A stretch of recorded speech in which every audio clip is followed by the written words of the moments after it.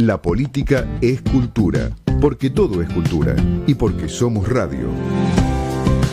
Radio Cultura. fmradiocultura.com.ar.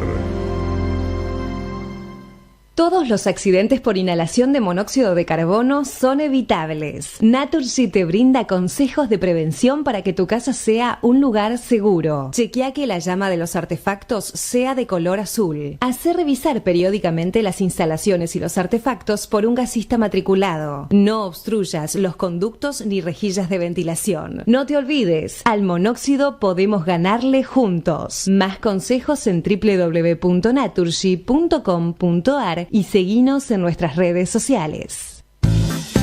Al derecho y al revés, un programa de radio que aborda diferentes temas con una perspectiva amplia y siempre fomentando el debate respetuoso de posturas diversas.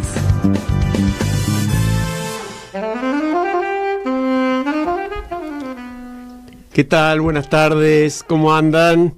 Programa número 340 de Al Derecho y al Revés, en el medio de este feriado que más que largo es casi interminable, Marta.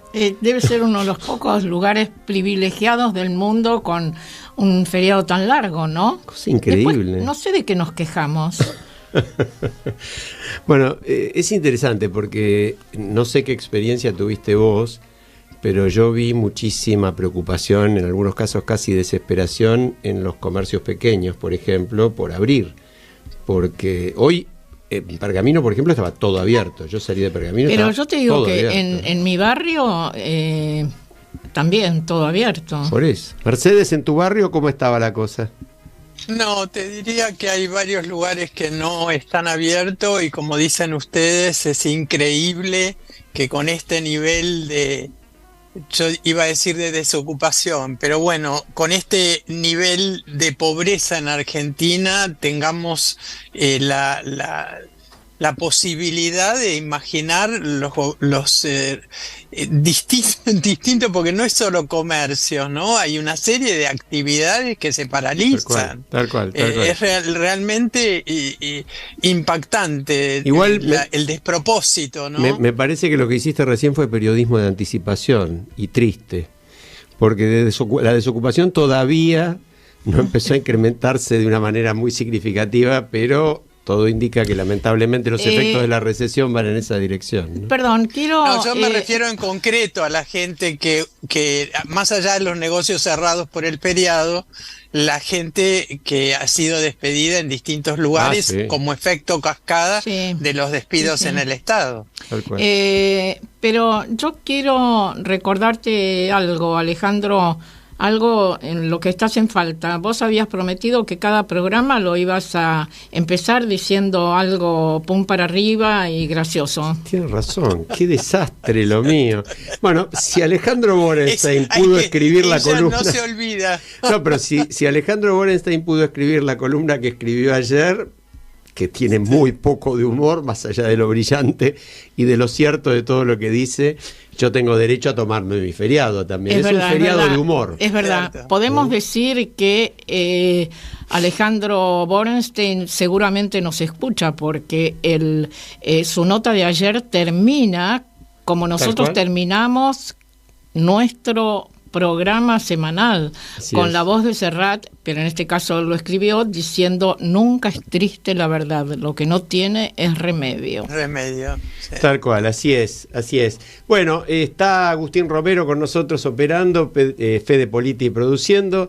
Vamos a tener una entrevista que verdaderamente yo creo que es muy, muy interesante en la segunda mitad, con alguien que ya compartió el programa, ya estuvo con nosotros, Damiana Lanuse, en Argentina, que hace trabajo solidario, que trabaja muchísimo por la gente en distintos lugares y que hace muchos años que está radicada en Haití, país del cual prácticamente no se habla. Si vos la parás por la calle a 45 millones de argentinos y le preguntás ¿qué pasa en Haití? Te va a decir: ¿Haití? ¿Cuál es el problema? ¿Dónde queda Haití más o menos? Claro, ¿no? Ni siquiera deben saber responder dónde está Haití, ¿no? Y un pueblo que vive una tragedia como pocos en la historia. Es un tema muy fuerte que vamos a conversar con nuestra amiga pergaminense. Tal cual. Pergaminense. Tal cual. y excelente persona.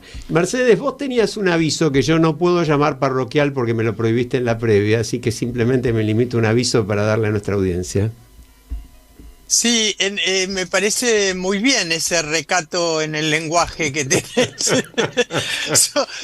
Sobre todo que lo que yo te decía, que cuando yo era más chica, de hecho, y escuchaba esto de aviso parroquial, se me ponían los pelos de punta porque siempre eran obligaciones y cosas sumamente densas.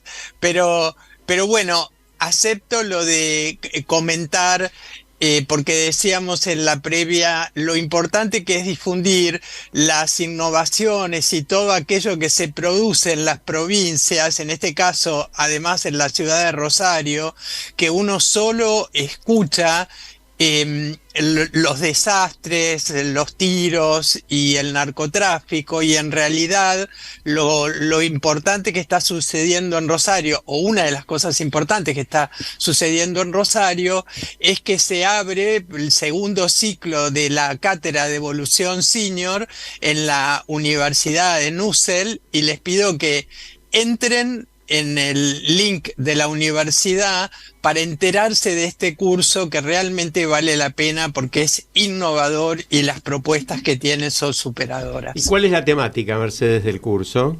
Es Evolución Senior, es decir, para personas mayores de 50, una actualización con temáticas hiper interesantes, la inclusión relacionada con la tecnología, los temas de bienestar, aquellos temas que uno representante que es amigo de la casa y que el lunes que viene va a estar con nosotros, Sebastián Campanario, que tiene un foco puesto muy fuerte en lo que es la cultura del bienestar en las personas a partir de los 50. Perfecto. Es excelente, y esta línea es la que toma la Cátedra Evolución Senior de UCEL, que es la universidad del Centro Educativo Latinoamericano. ¿Repetimos el link?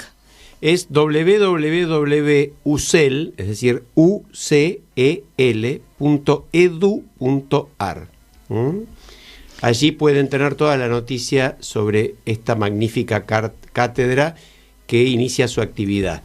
Y casi se te escapó el tema carta. Yo quiero hablar de una carta. ¿Vos querés hablar de una carta? Sí. Hablemos de una carta. Sí, ¿A quién le mandaste? A los Reyes ya no, pasó mucho. Esa tuve algunas frustraciones cuando era muy pequeña, pero eso te lo voy a contar en otra oportunidad. Una carta, yo mandé en el año 2018 una carta de lectores a La Nación. En ese momento se empezaba a hablar de cambiarle el nombre al CCK. Y bueno, después eso se diluyó, y ahora no sé si ustedes habrán visto, hay cantidad de notas en relación a ese tema, muchas cartas de lectores, y yo he enviado una que dice lo siguiente, que bueno, se cambiaría el nombre al CCK. Enhorabuena, y propongo que se rescate la institución que ese edificio albergó, el Correo. A partir de 1748, el Correo posibilitó que los habitantes de estas colonias estuvieran comunicados. Fue fundamental para los revolucionarios de la gesta patria de 1810. En 1826, Rivadavia propició su nacionalización. Y tiempo después se colocaron los primeros buzones pintados de rojo en muchas esquinas de Buenos Aires. ¿Se acuerdan de los buzones pintados de rojo? No nos vamos a acordar. El Palacio de Correos, que se inauguró en 1928, hace casi 100 años, expresó el reconocimiento a ese servicio fundamental.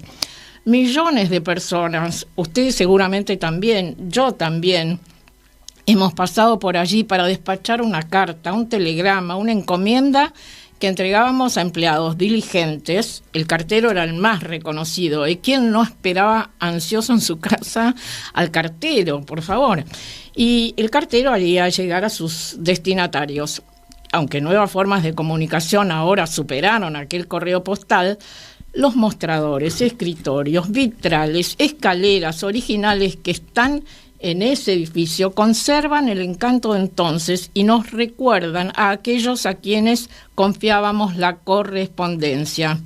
Y además hay una plaza alrededor que se llama Plaza del Correo. Yo creo que honraríamos la historia si el nuevo nombre fuera Centro Cultural Correo. A mí me parece muy buena la propuesta, pero Sí.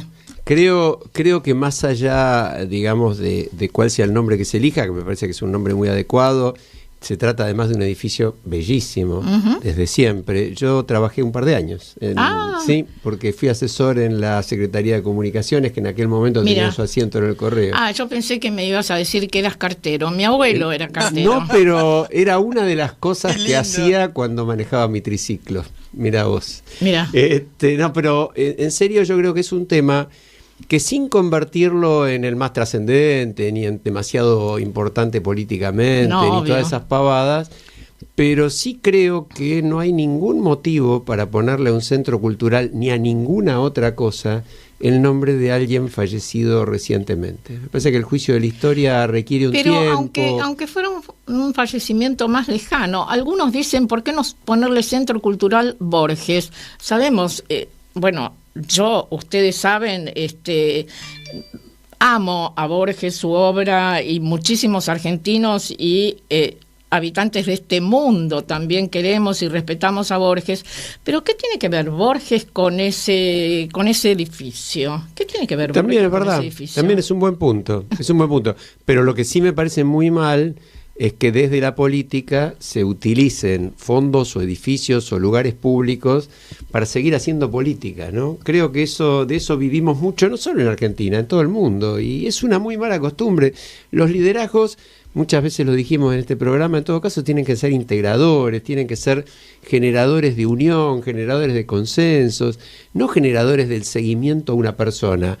Llámese Kirchner, llámese Milei, llámese Perón, llámese Macri, llámese como se quiera llamar. ¿Por qué tenemos que ser istas? ¿No? Eso es lo que no entendí. No sé, Mercedes, si tenés alguna reflexión. No, me hace gracia que digas, eso es lo que no entendí. Creo que es una pregunta, un interrogante que tenemos todos los argentinos, pero que en algún punto tiene que ver por esta atracción fatal que tenemos por los personalismos. Nos encanta, ¿no? Pero no es nuestro solo, decir, el líder carismático, ¿no? La lideresa, como dirían algunos, estilo Evita, ¿no? Así que se endiosan, se colocan en un altar y no se cuestionan más su figura, y cualquiera que haga un análisis crítico de algún acto de esa persona es pasible de todo tipo de escraches. O sea, tenemos una cuestión de una militancia, yo diría, tóxica con respecto a las figuras de liderazgo de nuestro país. ¿Cuántas cosas que nos interpelan como sociedad? ¿Cuántas cosas que nos interpelan como sociedad? Ahora, dentro de las que nos interpelan, y hablando de algo un poco más, digamos, urgente en lo inmediato, porque hoy ATE, uno de los gremios estatales, está anunciando una suerte de, no dicen tomas, pero ocupación de edificios públicos en forma activa, permanecer en los edificios, etcétera.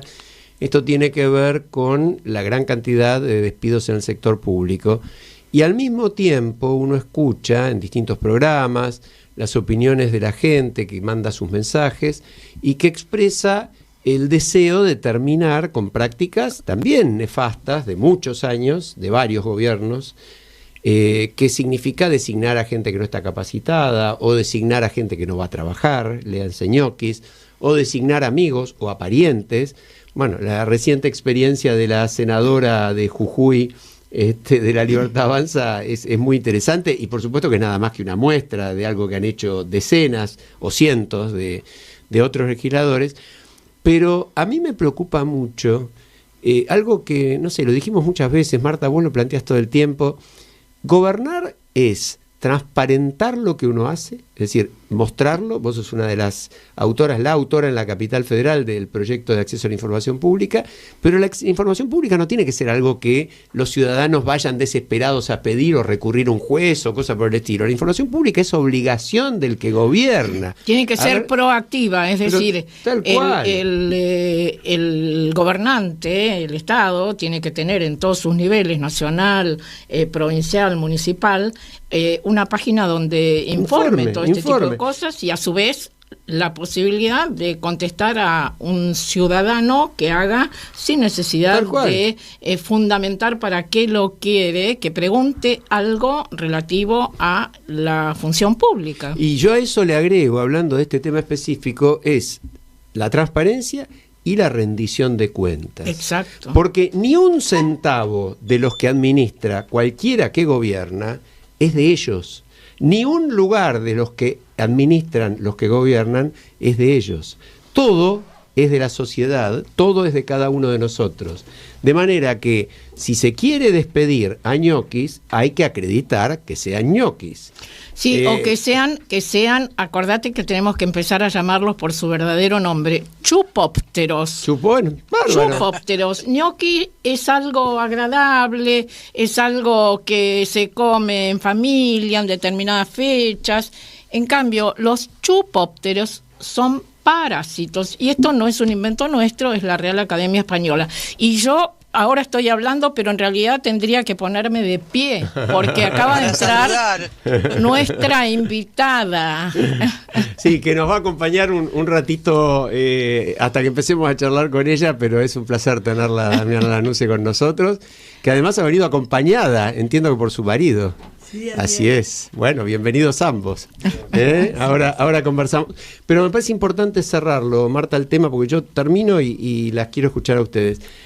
A mí me parece que está muy bien que el Estado designe a quien tiene que designar. Gente idónea, gente capaz, gente en general. Lo ideal y lo que no logramos es que sea entrada por concurso, que sea como corresponde. Ahora, todo eso hay que investigarlo. En los casos en que se hayan violado todos los procedimientos hay que sancionarlo. Lo que yo entiendo que se está haciendo ahora, por muchos ejemplos que conozco incluso personalmente, es: tengo que bajar el 15%, tengo que bajar el 10, el 22, 18, 20 o lo que sea por ciento de la planta que tengo. ¿Y a quién echo? Y al que me viene más fácil, no busco pruebas, no busco si trabaja o no.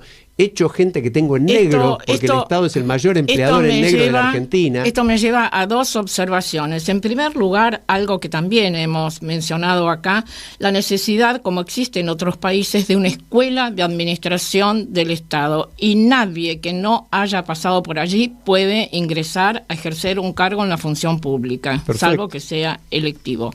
Y en esos casos también habría que hacer una escuela especial. Y la otra cuestión, creo que esto amerita, no sé qué pensás vos, Alejandro, Mercedes, que invitemos nuevamente a Oscar Oslak. Me parece Oscar perfecto. Oslak, académico, amigo, director del CEDES, Centro de Estudios Estado y Sociedad, que es el que ha trabajado más el tema de reconversión del Estado. Y él dice, no hay Estado grande o Estado chico que podamos elegir. Hay Estados grandes que funcionan bien, hay Estados grandes que funcionan mal. Lo mismo ocurre con los Estados chicos. La reconversión implica, ver ¿en qué lugar falta gente? ¿En qué lugar sobra? ¿Por qué faltan? ¿Cómo hace? Claro, pero eso es un trabajo que es mucho más fácil pegar 4 gritos, echar pocos gobernantes están dispuestos a ahora, abordar. Marta, yo, si vos no lo decías, yo tenía muy presente que habría que comentar con la audiencia la figura de Oscar Oslak e invitarla al programa, pero mientras hablaban del acceso a la información pública, lo que ha ocurrido de manera transversal en todo el mundo es que gracias a la tecnología podemos tener, si políticamente está la decisión, un gobierno abierto, y Oslak habla de Estado abierto, es decir, no solo el gobierno. Es decir, que hay muchísimo para hablar con él de lo que puede hacer la ciudadanía a partir de la tecnología en este momento y el ejercicio de los derechos, porque uno de los problemas que tiene el gobierno abierto en nuestros países, digo Latinoamérica, es la falta de participación ciudadana. Tal cual. Sí, y además, Mercedes, Alejandro, ustedes sabrán también, hay una red académica de gobierno abierto, de Estado abierto, que se ha extendido a varios países. Tuvimos también de invitada en este programa a Esther Kaufman, que es la responsable en Argentina de esta red, y lo que tienen que considerar los que acceden al gobierno es que hay cantidad de capacidades en la academia, en la sociedad civil, que pueden colaborar para mejorar el tema de la administración pública. Sí, mi sensación es, hoy venía escuchando, por ejemplo, la palabra de un director de un área importante en el Parque Nacional Lanín, en San Martín de los Andes, despedido después de 16 años de contratos anuales sucesivos. Es decir, donde claramente hay una relación laboral, ni siquiera podríamos decir encubierta, digamos que alevosamente oculta por el Estado, y que acaba de ser despedido junto a, no sé, la mitad de los que trabajan en ese parque, y él explicaba, con la dotación que queda no hay manera de cubrir los riesgos de incendio, la organización del parque, es decir, como que se estaba priorizando, decía él, la idea de abrir esto para hacer negocio con el turismo, y no la protección ambiental. Bueno, independientemente de eso, digo, para despedir a un porcentaje de trabajadores de un lugar como un parque nacional, tiene que haber un plan y tiene que haber una explicación a la sociedad de bueno, también hacer. Esto lo dijimos del plan cuando se habló de el momento en que habían cesado de enviar alimentos a los comedores comunitarios, ¿no? Que es cierto que estaban haciendo un diagnóstico, tiene que haber un plan, pero mientras tanto los chicos tienen que comer. Tal cual, ¿no? tal cual. Pero por otra parte, perdón, Mercedes. Sí. Por otra parte, lo que yo quiero decir, que ojo, con esto de decir, no, bueno, pero está mal que se eche tanta gente, etcétera. No, lo que yo creo que es, como vos decís, que se sepa quién es quién y por qué está o por qué no está.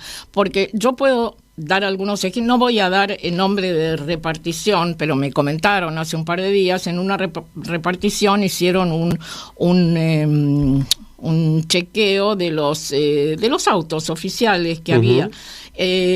Eran 24, pero aquí que 4 no aparecían y dijeron, 4 están extraviados. Ah, bueno. 4 vehículos. 4 autos. Cuatro autos extraviados. Pero, Marta, yo lo voy más allá de lo que dijiste vos. Yo digo, no es que a mí me parece mal que se trabaje en todo esto. A mí me parece perfecto. Y me parece perfecto que si en vez de 5.000, 60.000 o 70.000 son 200.000 los que están mal designados, se publiciten los 200.000 que están mal designados y se resuelva el problema de la desvinculación de los 200.000 que están mal designados. Lo absurdo, lo canallesco y lo que no es gobernar como corresponde es, tengo que bajar 70, entonces agarro y empiezo a bajar. No, esto es... Bueno, ahí Alejandro, es una locura. Vos hablabas de los árboles y yo comenté en la previa que conversando con Eva Giberti, que fue invitada nuestra en el programa, ella me decía, ella se ocupa y es especialista y tiene un equipo relacionado con violencia intrafamiliar. Esa gente que tardan años en capacitar y que, como vos dijiste en el caso de los guardaparques, se desactiva un proceso que en este caso está en riesgo la vida de personas y echaron a personas del equipo que, como vos decís, tenían contratos absolutamente, ¿cómo puedo decir?, precarios, promovido por el mismo Estado. O sea que hay una cuestión acá que es necesario poner vedurías, llamémosla inteligentes, con gente capacitada. No sé si existe eso esa posibilidad en este momento, pero no hay manera sino de no desarticular equipos de gente que trabaja en procesos muy serios y muy delicados en nuestra sociedad, como es la violencia infantil o en contra de la mujer, la violencia familiar. En un país donde estamos tan acostumbrados, que quede claro, ¿no? Este país seguiremos charlando. No nos da tregua a nuestra capacidad de asombro. Ahí lo tengo. Vos me pediste algo, yo prometí un toquecito de humor y me hiciste acordar. ¿De qué programa era ISPA da pa' todo? Ah, no me acuerdo. Damiana es muy joven para acordarse, pero bueno. No, pero yo soy más joven que vos, no me acuerdo. había un sketch cómico muy, muy famoso y en el cierre del sketch, yo no me acuerdo. Sí, tal cual. No me acuerdo si era Binguito, no me acuerdo quién era, pero era una maravilla. Nos vamos a ir a la pausa y ya volvemos con Damiana Lanuse, pero voy a comentar muy brevemente, ella por ahí lo va a decir. Primero va a pronunciar el nombre mucho mejor que yo, porque yo tengo que decir, Mano, ¿está bien? ¿Hasta ahí? Decime si voy bien. Sí, Mano Charlemagne. Ah, sí, sí. ¿C'est bien? Sí, okay. Très bien. C'est bien. Es un cantautor haitiano, por eso quisimos traerlo para empezar la entrevista. La letra dice: dame un poco de luz, Señor, para que pueda ver lo que está pasando. Dame un poco de luz, por favor, para que pueda ver por qué son los hombres los que me hacen sufrir, por qué los hombres no pueden comer. Si nos sentamos y esperamos, tenemos que pasar toda nuestra vida en la sala de espera esperando un mañana mejor. Nuestra madre estaba en la sala de espera, en ella. Nuestro padre estaba en ella. Si luchamos, el sol brillará para todos nosotros y encontraremos el mismo calor. Dame un poco de luz, por favor. Un poco de luz para Haití. Ya volvemos.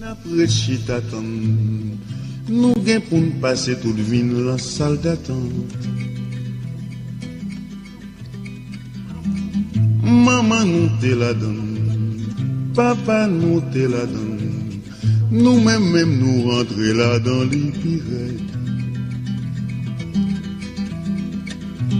C'est tous ces fonyettes nous pour lutter, car la manne va tomber encore. Soleil éclairé pour nous tous, dès nous tous va joindre même chalet. Soleil va éclairer pour nous tous, dès nous tous va joindre même chalet. Soleil va éclairer pour nous tous, et tout le monde va joindre même chalet. Tonnerre, bon mon petit lumière souple, bon. Al derecho y al revés, las dos caras de la realidad, el yin y el yang de los temas actuales. Vuelta. Decíamos, Damiana Lanuse ya estuvo con nosotros, pero vamos a recordar que cursó Relaciones Internacionales en la Universidad de El Salvador, que desde hace más de 20 años trabaja en organizaciones de la sociedad civil como Cáritas, Escuelas Ocurrentes, Fundación Germinare. En los últimos años fue directora ejecutiva de la Fundación América Solidaria en Haití. Yo contaba, y quiero decirlo, ¿no? Damiana es una persona que a los 26 años se mudó a Los Polvorines, por ejemplo, un barrio vulnerable del conurbano bonaerense, donde por 2 años hizo una experiencia de servicio solidario. Esa es Damiana y mucho más, porque vive en Haití, que no es poco, trabajando justamente en estos temas. ¿Cómo te va, Damiana? ¿Cómo andás? Muy bien, muchas gracias por Damiana, recibirme. un gustazo tenerte acá y tenerte en el piso. En el programa ya te hemos tenido, pero en el piso verte y poder abrazarte es todo un privilegio. No, el privilegio es mío, muchas gracias. Nosotros conversamos con vos varias veces sobre la dramática situación que se vive en Haití, ¿no? Yo pensaba en el título de un artículo que escribimos, creo que con Marta, porque siempre escribimos a 4 manos, diciendo que siempre se puede estar peor. Y retomo una nota tuya en Infobae de marzo del año pasado, muy cortito, cito. Hoy vive aterrorizada la sociedad haitiana, el crimen organizado controla el poder, supera la fuerza policial y militar, la capital está asediada, barrios enteros atrincherados, no hay Estado, es muy marcado el deterioro creciente, en especial en el último mes. La gente duerme debajo de sus camas, queman personas, violan mujeres, incendian iglesias, autos, casas, secuestran a mansalva, saquean sin parar. ¿Es peor hoy? Es peor. Es peor. Wow. No queda nada en pie. Están atacando directamente todas las instituciones que podrían brindar una respuesta o algún tipo de salvaguarda. Los niños no pueden ir a las escuelas. Esta semana incendiaron la Universidad Nacional de las Artes, o sea, universidades, un hospital también muy emblemático, diría que uno de los más grandes, tuvo que cerrar sus puertas por desabastecimiento de medicamentos y también por no dar abasto en su capacidad para atender a la población, digamos, enferma o malherida. Es decir, tuvo que cerrar sus puertas al público, se le estaban mezclando en las mismas habitaciones personas muriendo y personas por ser atendidas. La policía también es atacada en comisarías, el mismo director general de la policía en su domicilio fue atacado, atacan embajadas, saquean el sector privado, empresas. El primer ministro, Ariel Henry, está en Estados Unidos porque salió para un viaje protocolar y no ha podido volver. No ha podido volver al punto tal que fue forzado a presentar su renuncia desde el exterior. ¿Y quién está ocupando ese cargo o algo similar? Nadie. Su renuncia hasta tanto no se configure un gobierno de transición o como le están llamando un consejo presidencial de transición. Él sigue en funciones, pero está justamente a las vueltas con esa solución intermedia que se está por configurar, pero no se termina de confirmar. ¿Por qué o qué explicación le das vos a que la comunidad internacional dé tan poca información sobre este tema, no se solidarice y actúe como correspondería? ¿Qué explicación le das? Y ganan los intereses sectoriales, privados, políticos, ganan los intereses por encima del prevalecimiento del bien común. Hay un montón de variables en juego o elementos que pueden explicar las causas de lo que está ocurriendo. Y hay una complicidad clara en este encubrimiento de la comunidad internacional aliada con unas élites locales. Ahora, ahí es lo que uno llama la atención, ¿no? Ahora Mercedes, ya te dejo también a que preguntes vos. Esas élites, no se entiende muy bien qué beneficio pueden tener en semejante desquicio, ¿no? Donde parecería que no puede ganar nadie.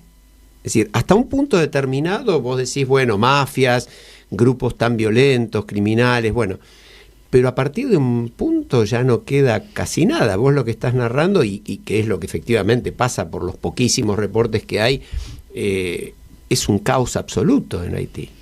Pero estas élites, cuando hablamos de mafias, no es tan fácil salirse. Digo, una vez que entraste ahí, la espiral es descendiente. Es como narcotráfico es un tema relevante allí. Sí, narcotráfico. O sea, tráfico ilegal de armamentos, de drogas, de personas. De personas, sí. Qué espanto.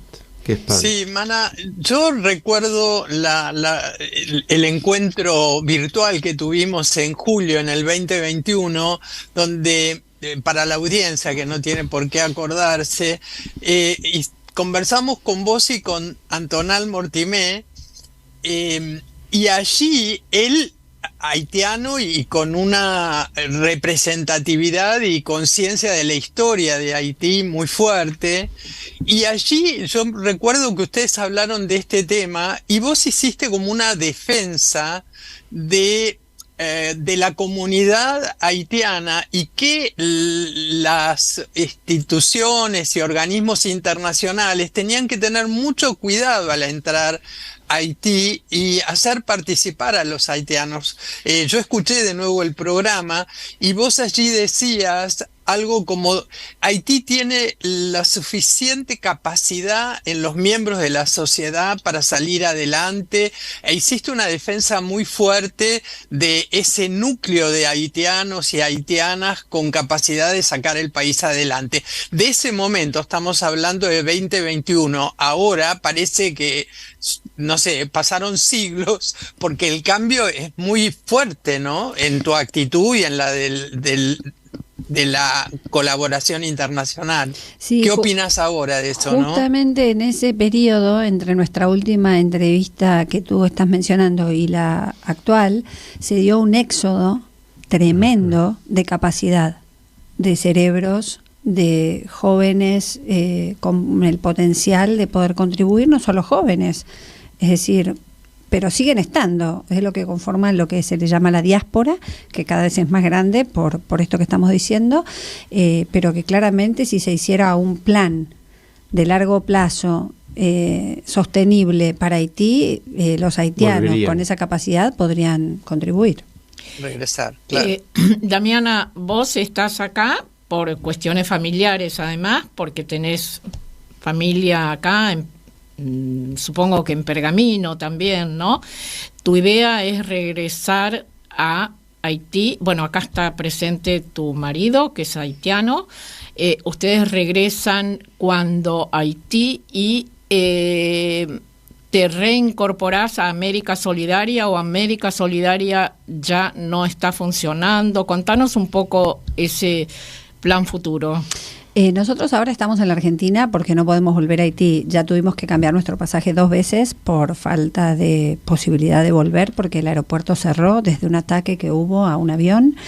Entonces no se está pudiendo ingresar en Haití. Así que mañana tendría que haber sido nuestra segunda oportunidad de salir y tuvimos que también la suspenderla. Es por eso que ahora actualmente estamos acá. Somos bendecidos de tener este plan B, por llamarlo de alguna manera, donde tenemos nuestros afectos y también es nuestro hogar, pero bueno, lo cierto es que no podemos volver a casa. Con respecto al trabajo que yo estaba teniendo en América Solidaria hasta el 30 de noviembre del año pasado, bueno, la Fundación decidió suspender sus operaciones en el país hasta nuevo aviso por básicamente incapacidad para funcionar o para poder planificar y operar. Yo recuerdo que vos nos habías comentado que un tiempo atrás habían tenido que mandar a los voluntarios de vuelta a sus países también, o algo por el estilo, ¿no? Sí, porque no les podían garantizar ni siquiera la seguridad. Sí, apenas yo ingresé a la organización, 3 o 4 meses después fue el asesinato del presidente y ahí hubo que evacuar a todos los voluntarios extranjeros. Acá yo quiero comentar que después. En 1974 yo estuve en Haití, un viaje que hicimos con mi esposo por Latinoamérica y el Caribe para conocer en profundidad todo aquello que es parte de nuestra historia. Y bueno, cuando volví dije, nunca vi tanta pobreza, nunca vi tanto horror y nunca vi tanta belleza geográfica. Es hermoso estar allí, mirar el mar, esas playas, y sin embargo esta cosa tan trágica son los contrastes de Haití. Exactamente. Son contrastes tan polarizados que también eso le hace tener un magnetismo muy fuerte al país y a lo que es su cultura vibrante, su gente. Yo creo que les comenté también en alguna oportunidad, es como un pedacito de África en América, ¿no? Uh-huh. Y bueno, la verdad es que yo creo que hay que tomar perspectiva en los análisis, porque lo que leo últimamente en varios informes, tanto de Naciones Unidas como de distintos organismos, organizaciones que operan en el país y que sacan sus informes, y el análisis es bastante lineal, bastante simple y bastante superficial. Es decir, lo que dicen básicamente es Haití se encuentra en esta situación de inseguridad debido a las bandas armadas, ¿no? Lo dejan en ese nivel cuando en realidad obviamente es muchísimo más profundo.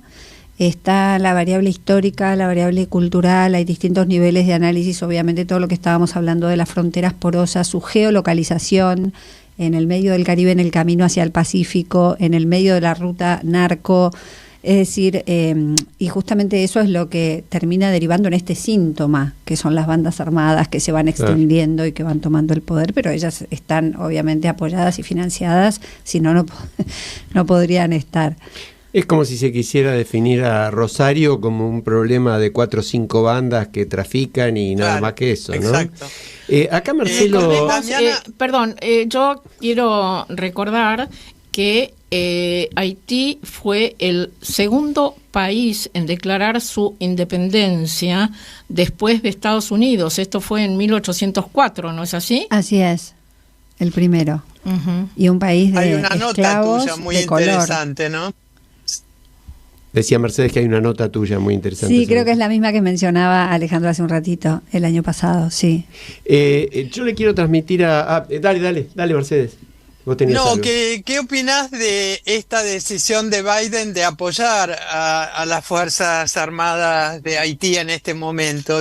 Yo cuando lo leí pensé, ¿qué pensará Dayana de esta cuestión? Porque hay ahí también todo un circuito de intromisión extranjera permanente que no da buenos resultados, por lo que entendí de las veces que hemos hablado de esto con vos en la radio, ¿no? Sí, ahí el kit de la cuestión es el cómo, no el qué. Haití necesita soporte, pero los antecedentes de esos soportes no han sido sostenibles. ¿Por qué? Porque se hacen unas inversiones multimillonarias para intervenir, de repente hasta un cierto punto salir de una cierta situación de crisis, pero no queda nada. Entonces, la mayor parte de esos presupuestos, es decir, hay un gran signo de interrogación. ¿Dónde está la ayuda para la reconstrucción después del terremoto? ¿Dónde quedó? Es decir, se fueron en 2017 las fuerzas de la MINUSTAH, ¿y qué pasó? No quedaron capacitados los oficiales locales. El desmantelamiento de las Fuerzas Armadas haitianas también por parte de, un presidente apoyado por los Estados Unidos en la década de los 90, en el 95, Haití se queda sin Fuerzas Armadas. Entonces, por supuesto que necesita un apoyo de afuera, pero hay que ver ese apoyo cómo se hace y qué es lo que le queda a Haití, ¿no es cierto? Estamos hablando de 11 millones de habitantes aproximadamente, ¿no? Sí, así es, entre 11 y 12 y una diáspora de más o menos entre 3 y 4 millones más. Entre 3 y 4 millones sobre 11 que quedan, de los cuales aproximadamente por lo menos 1 millón en la República Dominicana. Sí, estamos hablando de largamente más del 20% de la población. Así es. Acá Marcelo de Jesús, que es nuestro corresponsal en Washington y está escuchando el programa, nos manda un par de preguntas. Yo voy a elegir una porque son varias. Él dice, si podés contar algo sobre los vigilantes, entre comillas. En inglés se llama así a grupos de civiles que armados salen a combatir a las bandas. Sí. Así que hay un fenómeno como de guerra civil prácticamente ahí. Sí, porque al estar ausente el Estado y también al estar desabastecida la policía en términos de equipamiento, de infraestructura y de salarios, es decir, está tan débil que quedan en inferioridad de condiciones frente a las bandas armadas, la población tiene que forzosamente defenderse a sí misma por mano propia. Hace unos meses atrás hubo un fenómeno que se llamó Bois Calais, es una expresión en creol, pero que básicamente significa madera cortada, y es que salieron a quemar a los bandidos, es decir, y a descuartizarlos. Hubo varias, como que la población civil los encontró, los agarró o entró mismo en la comisaría después de ser detenidos estos bandidos, y los quemó vivos. Hubo un caso muy emblemático que fueron 14 en una zona de Canapé. Dos. Impresionante. Esto fue durante el año 2023 y fue un movimiento de la población civil en contra de los bandidos que fue literalmente lo que estoy describiendo, y todavía sigue de alguna manera eso latente. Ahora, por lo que vos estás contando, Marcelo también decía si podés describir un poco cómo es la vida social de una familia media. alguien puede ir a comer afuera, los chicos pueden jugar un partido de fútbol, todo bueno, esto cada hoy vez menos. Claro. También, contestando a la pregunta que él hacía, ahora la población se está atrincherando en sus propios barrios. Ponen sus propias defensas, barreras a la noche, a determinados horarios, no se puede pasar, cierran las calles, entonces quedan los barrios como limitando la posible entrada de esta violencia. Básicamente en los últimos más o menos 2 o 3 años en Haití no se puede circular por la noche. Ahora igual hay un toque de queda, ¿no?, que es oficial desde hace un mes más o menos, pero igual sin estar oficializado ya no se podía básicamente circular. A partir de las 6 de la tarde más o menos no se puede ir a comer ni a la casa de alguien ni a un restaurante por la noche. Realmente si uno lo hace asume un riesgo muy grande por su vida y por su seguridad. Los niños, niñas, hay momentos como el que estamos viviendo ahora y como se vivió también hace un año atrás o en octubre, es decir, es como recurrente, en los cuales las escuelas directamente deben cerrar sus puertas, por lo tanto no hay manera de reunirse o de circular, y si las escuelas abren, muchas familias deciden no enviar a sus niños. Yo conozco muchísimos casos porque estoy permanentemente, estamos en contacto con la gente allá, nuestra gente, y están encontrando dificultades para autoabastecerse de agua potable, bueno, ya decía yo, de medicamentos, porque atacaron algunos depósitos donde se estoquean y se distribuyen la medicación, o sea que el sector farmacéutico también está en crisis. También el combustible es una permanente momentos de escasez, en donde, bueno, con todo lo que representa el combustible en un país como Haití, donde y mismo la electricidad depende del combustible, ¿no? Los caminos quedan cerrados, incluso cuando hay combustible, los bienes y las personas no pueden circular porque los bandidos están tomando las principales vías de circulación para entrar o salir de lo que es la capital. Y ahora mismo el puerto había sido tomado, los containers con el stock de alimentos para el país. Ahora, Damiana, el panorama yo creo que es suficientemente ilustrativo. Yo te saco un poquito de lo que pasa hoy. Hace varios años, cuando vos te fuiste a vivir a Haití, fuiste por Escuelas Ocurrentes, si mal no recuerdo. Terminó tu periodo en Escuelas Ocurrentes, esto nos contaste en el programa, decidiste quedarte. La situación obviamente no era la de ahora, pero era tremendamente dolorosa. Explícale a la audiencia en qué consiste esta vocación de darle la vida a hacer algo por los demás. En un mundo donde verdaderamente mi sensación es que la tendencia va exactamente en la dirección opuesta, ¿no? Sí, yo agregaría lo siguiente: conocemos muchas personas solidarias, ¿no? Sí, de hecho, acá vienen muchas y tenemos muchos conocidos, pero tu espíritu solidario se ve absolutamente amplificado, Damiana. ¿Cómo trabajás eso internamente? Es un camino que también no es de un día para el otro y se va profundizando a medida que se transita. Fue una decisión muy clara en un momento, siendo muy joven, y no hubo dudas, como cuando algo uno lo ve, dices, por acá, esto me planifica, y no se puede negar o, digamos, ir en otro sentido sería ir en contra de uno mismo o de la propia felicidad de alguna manera. Eso es lo que, como yo lo vivo, tiene que ver con una experiencia de fe, tiene que ver directamente con una experiencia de fe, esto que se llama vocación o llamado, y es lo que, como digo, es lo que me define. También creo que también haber pasado por experiencias de falta y de sufrimiento me han moldeado para ese lado también, ¿no? En una sensibilidad o en una conciencia. Ahora, vos sentís, yo hice un comentario recién diciendo que mi sensación personal es que vivimos en un mundo cada vez menos solidario, individualista, donde justamente temas tan terribles como la exclusión social, porque hablamos de Haití, es un horror que no hay palabras para definirlo, pero en la Argentina tenemos casi un 50%, o probablemente en este momento más de un 50% de pobreza.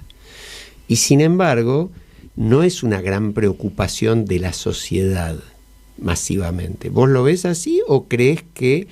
Es decir, dos preguntas. Una, si lo ves así, y la otra, ¿cuál es el camino que ves para que haya otra cosa, para que haya muchas más Damianas? Yo creo que la educación, no solamente teórica, sino práctica, en la solidaridad es clave, porque solamente la experiencia te devuelve esa riqueza. Y no sé si es así como que la gente no le preocupa, desde ya que mucha gente sí, porque somos humanos, el confort siempre nos adormece un poco y es decir, hay como una cultura por todos los medios de comunicación muy que favorece lo que es el individualismo, lo que es decir, pero yo creo que como dice el dicho, se oye más un árbol que cae que un monte que crece, que un bosque que crece, ¿no? Uh-huh. Entonces a veces hace más ruido lo malo, y sin embargo hay un montón de manos, de gente, de personas movilizándose para ayudar, ya sea al vecino, es decir, a su comunidad, o yéndose a otro lado para servir, y eso nadie lo sabe, no se ve, y un poco así tiene que ser también. Sí, eso no Fabiana, tiene prensa. a mí me interesa preguntarte, porque estuve leyendo algunas notas que te hicieron donde vos planteabas que estás pensando en consultoría, en dedicarte a la consultoría, y me parece importantísimo que la audiencia conozca, ¿no?, toda esta idea tuya, si es que la tenés un poco clara de hacia dónde te querrías dirigir y cuál querrías que sea tu función y en dónde. Bueno, ¿qué estás pensando? Primero quiero terminar de contestar la pregunta anterior y ya vuelvo con lo que me estás preguntando, Mercedes. Yo ahora estoy acá en la Argentina y como no puedo estar sin... Me falta algo si no estoy sirviendo. Entonces, a ver, ¿a dónde me voy a ir a ofrecer? ¿A quién llamo? ¿A quién le pregunto para ir a dar una mano como voluntaria, lo que sea? Entonces, eso es como que me falta si no lo estoy haciendo a ese punto. Es lo que te decía de un camino que ya se vuelve hábito y se vuelve vida cotidiana. Y con respecto a lo que es el tema de la consultoría, bueno, yo creo que ya he acumulado una cierta experiencia en donde podría, digamos... brindar este tipo de asesoramiento a organizaciones de la sociedad civil, básicamente por ahí me veo, pero siempre es como el momento ahora, ¿no?, de consolidar esa idea que viene madurando desde hace un tiempo, hace un par de años, y todavía no lo armé, pero estoy también haciendo yo mi propia consultoría como para ir en ese camino de consolidar como tipo de trabajo independiente. Hasta ahora siempre quise aprender de otros y esa era un poco mi prioridad, y ahora digo, bueno, tal vez otros pueden aprender de mí. ¿Estás en comunicación con nuestra compañera del programa de equipo, Inés Sanguinetti, y su organización Crear Vale la Pena? Siempre. Sí. Buenísimo, buenísimo. Sí, esa es una vía. Se nos queda algún minutito. Yo hay una pregunta que te hice la otra vez y que te la quiero volver a hacer ahora. Por supuesto, en una circunstancia distinta. ¿Cómo se ve la Argentina desde lejos ahora? ¡Qué pregunta! Se ve... Tenés un minuto para contestar. Se ve sobra. Como un país... rico en antecedentes de muchas décadas de personas construyéndolo, y eso está a la vista en lo que es la infraestructura, en lo que es la educación, la mentalidad de la gente, la capacidad de gestionar, trabajar. Es decir, yo sé que es un momento de mucha crisis, pero hay que agradecer realmente el país que tenemos, porque sobre todo comparándolo con Haití, que donde no hay nada, no hay caminos, no hay hospitales, no hay profesores formados para brindar una educación de calidad a la infancia. Aquí hay mucho deterioro, sin duda, pero no se puede negar que hay mucho también donde apoyarse para poder seguir creciendo. Damiana Lanuse, ¿cómo te llamamos ahora? Porque se terminó la dirección ejecutiva, consultora. Ahí está. Bueno, muchas gracias, cómo no. Consultora, trabajadora en desarrollo social, en temas sociales. Realmente ojalá puedas transmitir esa maravillosa experiencia tan enriquecedora. Gracias Damiana, una vez más. Gracias a ustedes. Nos vamos, se nos terminó el tiempo. Me gritan desde ahí, me gritan, ya te pasaste. Nos vamos con el Nano Serrat. Nunca es triste la verdad, lo que no tiene es remedio. Hasta la semana que viene.